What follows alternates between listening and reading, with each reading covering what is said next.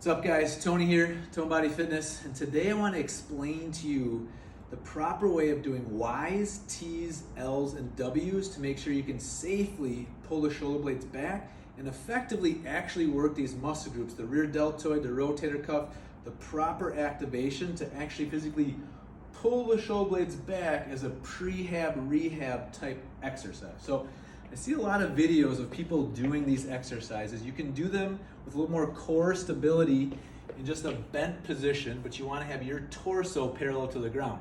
Today I'm going to show you in a bench so it's a little easier on your body so you can just actually focus on the movement pattern of the body. So the first one is a Y. Basically just like the village people doing the YMCA, you're doing the Y motion, thumbs are facing up, and you want to keep your neck nice and neutral so you're not cranking it up here. And the biggest thing, you don't even have to use any weight for this right now. You can start with body weight to work range of motion. As you progress, you can eventually start using weights.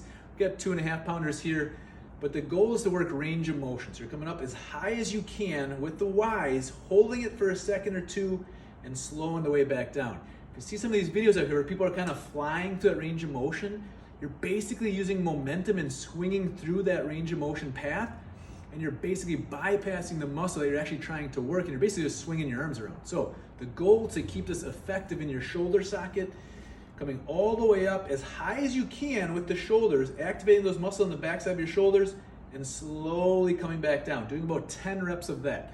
Then flipping your hands open so you still have that external rotation.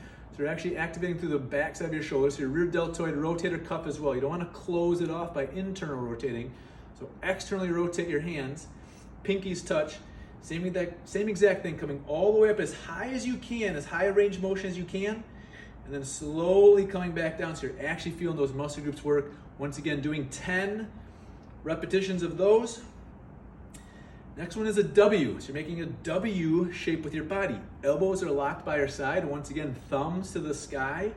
So slowly externally rotate as high as you can. Here's where you see that W shape into the body.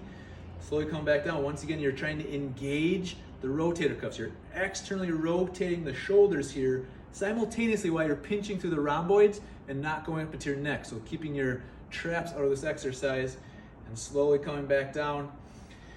And then the last one, the L's, are the most complicated one. There's two ways of doing this. Basically, it looks like you're doing the robot, a little dance move. There's a 4-part exercise and a 6-part. I'm going to show you the 4-part first. So in L, you're coming all the way up, elevation, external rotation. That's the toughest part, but that's where you can get the most bang for your buck in this exercise. Internal rotation, come all the way back down. The key is not doing this like a row. Try and keep your elbows out to the side so you're actually getting the rear deltoid working there. External rotation as high as you can. The goal here is get as high as you can and take it at that same tempo, nice and slow like I'm going. Now the second way of doing it, the more advanced way of doing it, is adding an overhead extension as well. It puts a lot more tension onto that rotator cuff and rear deltoid. So it's the same thing here. Elevate, external rotation. Now from here, all the way overhead, full extension, come all the way back to that position, internal rotation, come all the way back down. Once again, if you have any shoulder issues, pain in the front side of your shoulders, do these Y, L's, T's, W's.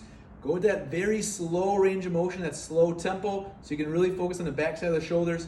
Start with body weight.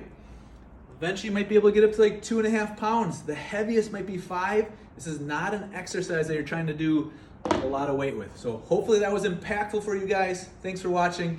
See you later.